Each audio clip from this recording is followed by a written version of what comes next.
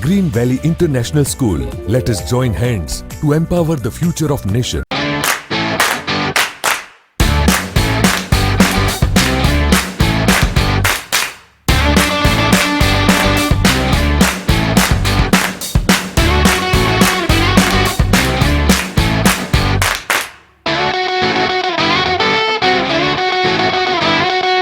Hello friends, how are you all?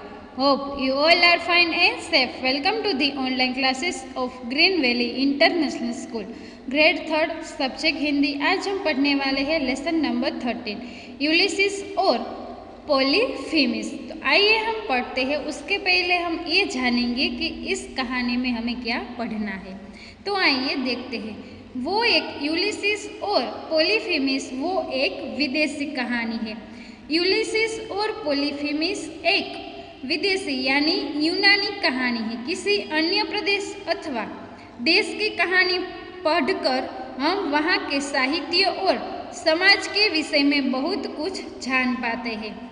Ulysses एक बहादुर और बुद्धिमान यूनानी सैनिक था जो एक बार युद्ध से लौटते समय अन्य सैनिकों के साथ साइक्लोप्स राक्षसों के देश में पहुंच गया। पॉलीफेमिस नामक राक्षस ने उन सबको गुफा में बंद कर दिया। वह हर रोज उनमें से 2 सैनिकों को खा जाता। अंत में यूलिसिस ने अपनी बुद्धिमानी से एक ऐसी योजना बनाई जिससे उसकी और उसके सैनिकों की जान बच गई। तो आइए देखते हैं कि उसने कैसी योजना बनाई। उसके पहले हम टेक्स्ट बुक की लाइन देखेंगे। यह यूनान की एक प्रसिद्ध कहानी है। हम चतुराई व बहादुरी से अपनी व अन्य लोगों की जान बचा सकते हैं। आओ इससे ही प्रेरणा देती इस कहानी को पढ़े, यूलिसिस और पॉलीफेमिस। उसके पहले इस कहानी 2 गुणों पर आधारित है। कोड समझकर उनका पता लगाओ। किन 2 गुणों है? बहादुर और चतुराई। आइए देखते हैं, कहानी प्रारंभ करते हैं। बहुत समय पहले यूनान में कुछ बहादुर सैनिक रहते थे। सैनिक का मतलब क्या होता है? सिपाही। बहुत समय पहले यूनान में कुछ बहादुर सिपाही रहते थे। यूलिसिस उन्हीं सैनिकों में से एक था। सैनिक का नाम क्या है? यूलिसिस। एक बार युद्ध के बाद वे जब समुद्री रास्ते से शहर की ओर वापस लौट रहे थे तो वे रास्ता भटक कर किसी अन्य देश में पहुंच गए। क्या कह रहे हैं? एक बार जब युद्ध का मतलब होता है लड़ाई। जब लड़ाई के बाद वे समुद्री रास्ते से शहर की तरह वापस लौट रहे थे तो वे रास्ता भटक कर किसी अन्य देश में पहुंच गए। इस देश में विशालकाय राक्षस रहते थे। विशालकाय राक्षस का मतलब है बहुत बड़ा राक्षस रहते थे। जहाँ पे वे लोग जहाँ शहर में भटक कर वे देश में पहुँच गए थे वहाँ पे बड़ा राक्षस रहता था जिन्हें साइक्लोप्स कहा जाता था। उसका नाम क्या कहता था? उस बड़ा राक्षस को क्या कहते थे? साइक्लोप्स। उनके माथे के बीचों बीच एक आँख थी।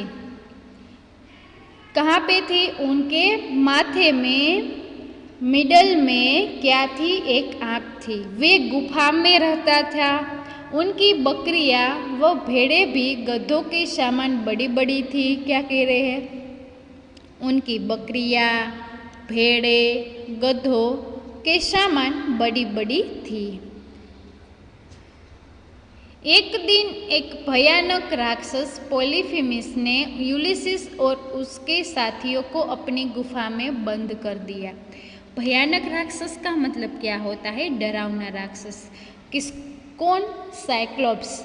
एक दिन एक डरावना राक्षस पॉलीफेमिस ने यूलिसिस और उसके साथियों को अपनी गुफा में बंद कर दिया। किसने बंद कर दिया? डरावना राक्षस पॉलीफेमिस ने। किसको? यूलिसिस और उसके साथियों को। वह हर रात उनमें से 2 सैनिकों को मारकर खा जाता था। क्या कह रहे हैं? वो सैनिकों में से डेली नाइट में 2 सैनिकों को मारकर खा जाता था। कौन खा जाता था? पॉलीफेमिस। आगे देखते हैं। एक दिन यूलिसिस ने एक योजना बनाई। उसने पोलीफेमिस को एक नशे वाले शरबत पीने को दिया। क्या कह रहे हैं? एक दिन यूलिसिस ने एक योजना बनाई। क्या योजना बनाई? कि एक नशे वाला शरबत पीने को दिया। किसने दिया? पोलीफेमिस ने, जिससे पोलीफेमिस खुश हो गया और उसने उसका नाम पूछा। यूलिसिस ने कहा, मेरा नाम है कोई नहीं। नाम सुनकर उसे हंसी आई गई और वह बोला, एक कैसा नाम है तुम्हारा? मैं तुमसे खुश हूँ और तुम्हें सबसे अंत में मारूंगा। क्या कहते हैं? एक दिन यूलिसिस ने योजना बनाई। क्या योजना बनाई? तो यूलिसिस पोलीफेमिस को एक नशे वाला शरबत पीने को दिया। यूलिसिस ने पोलीफेमिस को शरबत नशे वाला पीने को दिया, जिससे पोलीफेमिस खुश हो गया और उसने उसका नाम पूछा तो उसको कुछ याद नहीं था। क्या बताया पोलीफेमिस ने? मेरा नाम तो कोई नहीं। ये नाम सुनकर सबको हंसी आई। वह बोला, ये कैसा नाम है तुम्हारा?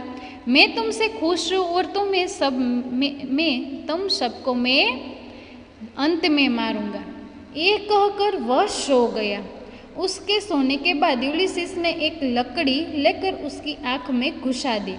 वह दर्द से बेहाल होकर चिल्लाने लगा। बेहाल का मतलब होता है बुरा हाल। वे लकड़ी घुसाकर उसको दर्द हुआ तो वो दर्द से चिल्लाकर उसने आवाज़ सुनकर अन्य राक्षस गुफा के पास आ गए। गुफा बंद थी, इसलिए उन्होंने बाहर से ही पूछा, क्या हुआ? आजू बाजू में जो उसके पास में जो राक्षस रहते थे उसे वो सब आ गए। इस आवाज़ वो दर्द से वो चिल्ला रहे थे तो वो आवाज़ वो सुनकर अन्य राक्षस गुफा के पास आ गए। गुफा बंद थी, इसलिए उन्होंने बाहर से ही पूछा। वो राक्षस ने पोलीफेमिस को पूछा, क्या हुआ? तो वह बोला, मुझे कोई नहीं मार रहा है। पोलीफेमिस बोल रहा है कि मुझे कोई नहीं मार रहा है। उसकी बात सुनकर सारे राक्षस वहाँ से इसलिए चले गए क्योंकि उन्होंने सोचा कि उसे कोई नहीं मार रहा है। राक्षस ऐसा बता रहे थे कि मुझे कोई नहीं, उसका नाम उसने पता चला था, तो मुझे कोई नहीं मार रहा था। उसका मीनिंग राक्षस ने क्या लिया? उसे कोई नहीं मार रहे हैं। आँख फूटने से पोलीफेमिस को दिखाई देना बंद हो गया। अब प्रत्येक यूनानी सैनिक ने उसकी भेड़ के पेट से अपने आप को कसकर बांध लिया। अगली सुबह पोलीफेमिस ने अपनी भेड़ों को बाहर चरने भेज दिया। भेड़ों के साथ ही यूनानी सैनिक गुफा से बाहर निकल गए। यूलिसिस से बदला लेने के लिए वह चतुराई दिखाते हुए बोले, कोई नहीं, तुमने मुझे मारा, लेकिन मैं तुम्हें कुछ नहीं कहूँगा। क्योंकि यूलिसिस अपने साथियों के साथ पहले ही गुफा से बाहर जा चुका था। क्या किया यूलिसिस ने? योजना की कैसी बनाई? तो यूलिसिस ने पोलीफेमिस को नशे वाला शरबत पीने को दिया, जिससे पोलीफेमिस खुश हो गया और उसने उसका नाम क्या पूछा तो क्या बताया? यूलिसिस ने कहा, मेरा नाम है कोई नहीं। उसने सच्चा नाम नहीं बताया। ये नाम सुनकर उसे हंसी आ गई और वह बोला, ये कैसा नाम है तुम्हारा? मैं तुमसे खुश हूँ और तुम्हें सबसे अंत में मारूंगा। यह कहकर वो सो गया। कौन सो गया? पोलीफेमिस। उसके सोने के बाद यूलिसिस ने एक लकड़ी लेकर उसके आँख में घुसा दी। वह दर्द से बुरा हाल होकर चिल्लाने लगा। उसकी आवाज़ सुनकर अन्य राक्षस गुफा के पास आ गए। गुफा बंद थी, इसलिए उन्होंने बाहर से ही पूछा, क्या हुआ? तो पोलीफेमिस बोला, मुझे कोई नहीं मार रहा है। कोई नहीं मार रहा है, यहाँ पे कोई नहीं, वो है एक नाम। उसकी बात सुनकर सारे राक्षस वहाँ से इसलिए चले गए क्योंकि उन्होंने सोचा कि उसे कोई नहीं मार रहा है। यहाँ पे इसने मतलब ऐसा लिया कि उसे कोई नहीं मार रहा है। आँख फूटने से पोलीफेमिस को दिखाई देना बंद हो गया। अब प्रत्येक यूनानी सैनिक के उसकी भेड़ के पेट से अपने आप को कसकर बांध लिया। अगली सुबह पोलीफेमिस ने अपनी भेड़ों को बाहर चरने भेज दिया। भेड़ों के साथ ही यूनानी सैनिक गुफा से बाहर निकल गए। यूलिसिस से बदला लेने के लिए वह चतुराई का मतलब होता है चालाकी दिखाते हुए बोला, कोई नहीं, तुमने मुझे मारा, लेकिन मैं तुम्हें कुछ नहीं कहूँगा। तुम मेरे पास आकर बैठो, परंतु उसे कोई उत्तर नहीं मिला क्योंकि यूलिसिस अपने साथियों के साथ पहले ही गुफा से बाहर जा चुका था। तो इस कहानी से हमें क्या सीख मिलती है? तो यह पाठ चतुराई एवं बहादुरी का सही समय पर उपयोग करने की अवधारणा पर आधारित है। एक चतुर एवं बहादुर व्यक्ति सैनिक ने अपनी बुद्धिमानी का प्रयोग करते हुए विपत्ति के समय अपनी एवं अपने साथियों के प्राणों की रक्षा की। आइए देखते हैं उनका अभ्यास। पाठ को समझे, सही उत्तर चुनकर राइट का निशान लगाओ। क, यूनान के सिपाही कैसे थे? लालची, कायर या फिर बहादुर? बहादुर थे। युद्ध के बाद सैनिक किस रास्ते से अपने घर लौट रहे थे? सुरंग के रास्ते से, हवाई रास्ते से या फिर समुद्री रास्ते से? तो हमारा सही आंसर है समुद्री रास्ते से। ग, यूलिसिस ने पॉलीफेमिस को क्या पीने को दिया? शरबत, कॉफ़ी या फिर चाय? तो हमारा सही आंसर है शरबत। आगे देखते हैं, निम्नलिखित प्रश्नों के उत्तर दो। मौखिक। क, यूलिसिस और उसके साथी घूमते घूमते कहाँ पहुँचे? तो हमारा सही आंसर है यूलिसिस और उसके साथी घूमते घूमते भटक कर किसी अन्य देश में पहुँच गए। ख, पॉलीफेमिस ने चतुराई दिखाते हुए क्या कहा? तो हमारा ख का सही आंसर है पॉलीफेमिस ने चतुराई दिखाते हुए यूलिसिस से कहा, तुमने मुझे मारा है लेकिन मैं तुम्हें कुछ नहीं कहूँगा, तुम मेरे पास आकर बैठो। आगे देखते हैं लिखित क्वेश्चन के आंसर। क, विशालकाय राक्षस दिखने में कैसे थे? तो हमारा सही आंसर है विशालकाय राक्षस दिखने में बड़े भयानक थे। उनके माथे के ठीक बीच में एक आँख थी, उन्हें साइक्लोप्स कहते थे।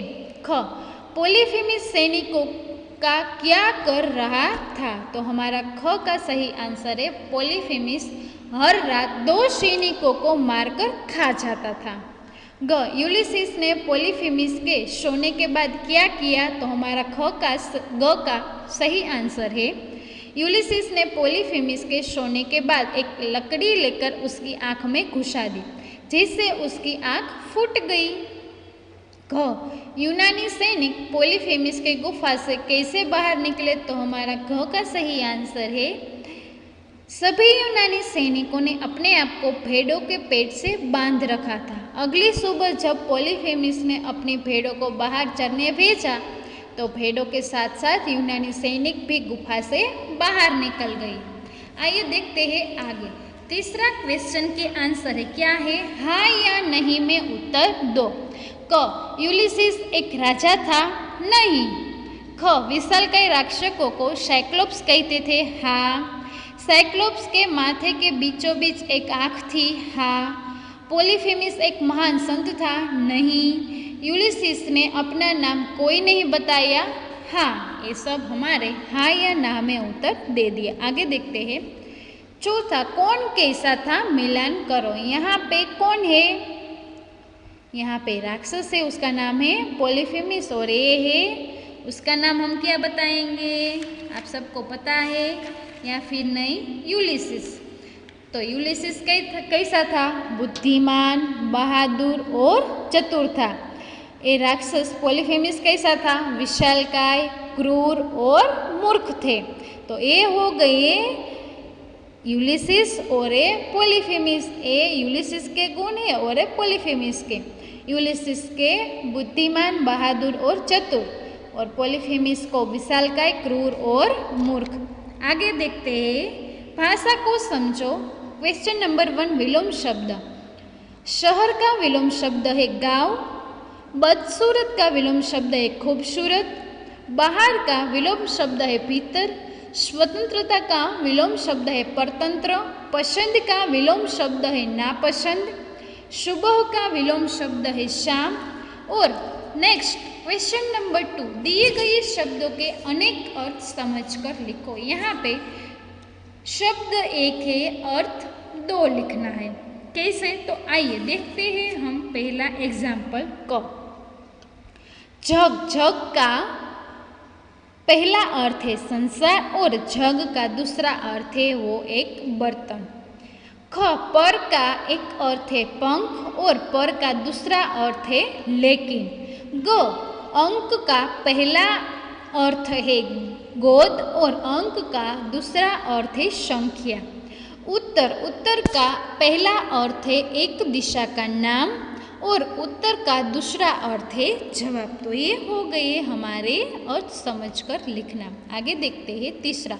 निम्नलिखित वाक्यों में सर्वनाम शब्दों के नीचे रेखा खींचो। सर्वनाम किसको कहते हैं? नाम की जगह पे जो शब्द हम यूज़ करते हैं उसको क्या कहते हैं? सर्वनाम। तो यहाँ पे क, वे रास्ता भटक कर दूसरे देश चले गए। तो वे वो हो गए सर्वनाम। ख, उनके माथे के बीचों बीच एक आँख थी। इस वाक्य में से सर्वनाम उनके। ग, पोलीफेमिस ने उसका नाम पूछा। किसने पूछा?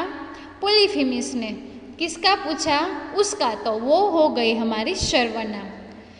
कह, तुम्हें सबसे अंत में मारूंगा। किसको मारेंगे? तुम्हें। वो हो गए सर्वनाम। उन्होंने बाहर से ही हाल पूछा।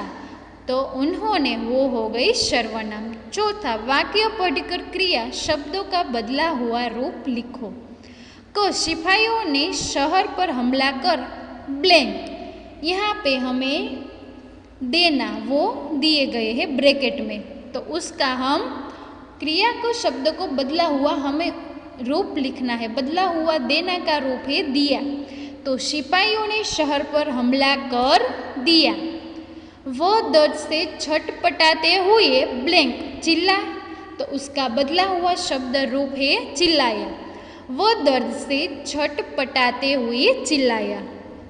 ग, तुम शरबत ब्लैंक ब्रैकेट में पीना। तुम शरबत पियो। घ, उन्होंने स्वयं को भेड़ के पेट से ब्लैंक ब्रैकेट में है बांधना। तो बांध लिया। उन्होंने स्वयं को भेड़ के पेट से बांध लिया। आगे देखते हैं। सुनो ध्यान से। यहाँ पे आप सबको अपने अपना घर का नक्शा दिया गया है। तो वहाँ पे कहाँ, यहाँ पे आपका प्रवेश द्वार है, यहाँ पे अतिथि कक्ष, स्टोर रूम, पढ़ाई का कमरा, फिर यहाँ पे दरवाज़ा, बैठक, मोहित का कमरा, रसोई या फिर गुसलखाना। तो ये सब आपकी तरह से भी लिख सकते हो। आप जो चाहे वो भी लिख सकते हो। तो यहाँ पे मैंने आपको एग्जाम्पल दिए गए हैं। आपका घर का नक्शा यहाँ पे लिखना है। तो बच्चों ये हो गई यूलिसिस और पोलीफेमिस। तो मुझे पता है आप सब लोग ने ये समझ में आ गए। जो समझ में नहीं आता है वो हम कल लाइव लेक्चर में पढ़ेंगे। तो बच्चों ये अभ्यास कंपलसरी टेक्स्ट बुक में लिखना है। क्वेश्चन आंसर ये सब का आंसर टेक्स्ट बुक में लिखना है। क्वेश्चन का आंसर नोटबुक में लिखना है। बाकी सब टेक्स्ट बुक में लिखना है। आगे देखते हैं। हम नेक्स्ट वीडियो में देखेंगे।